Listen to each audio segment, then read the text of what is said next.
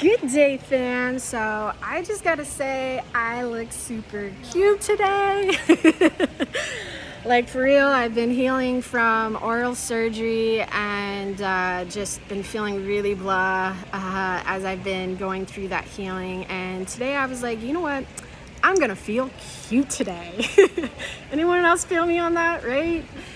And so anyways, I just gave a guided meditation at a group seminar, and I just want to share a little bit of that with you and what I call story time. So I was 11 years old playing in the girls 12s national clay courts in Boca Raton, Florida at the Polo Club, and I made it to the quarterfinals. And so and this is singles. Now I'm not going to say the opponent's name.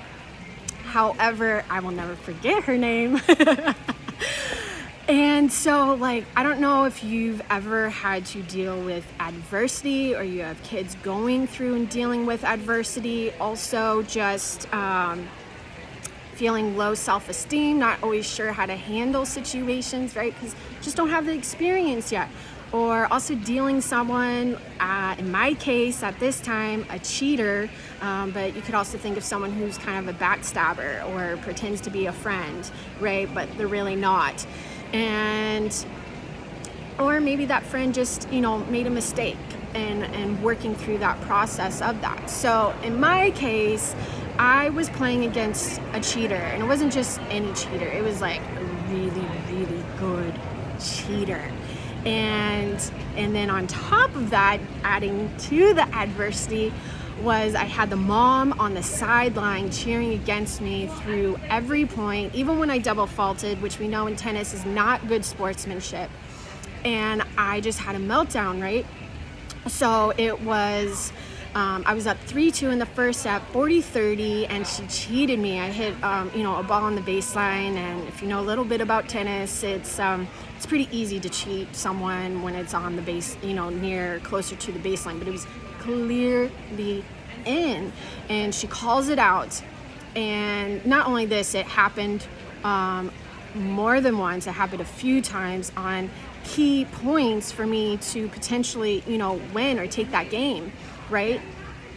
And I collapsed. I had a meltdown. I did not know how to handle it. And in Florida, for those who don't know, in tennis, it's the number one state for cheating too. So I grew up in South Florida. At some point, I got really good at dealing with cheaters and gaining that experience. But in the beginning, I had a complete meltdown. I didn't know how to handle it.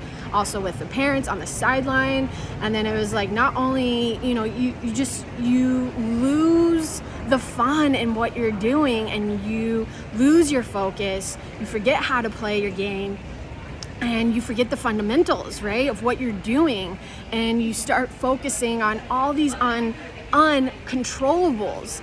And so I helped co-create this RhinoRific Mindset Affirmations for Kids, and it was really inspired from this moment in my life because, I was brought up with affirmations, but I decided after this point to take it upon myself that I was going to be proactive, right? How many of us know the information, but it's actually getting us to be proactive? And as a coach, that's what I do, right?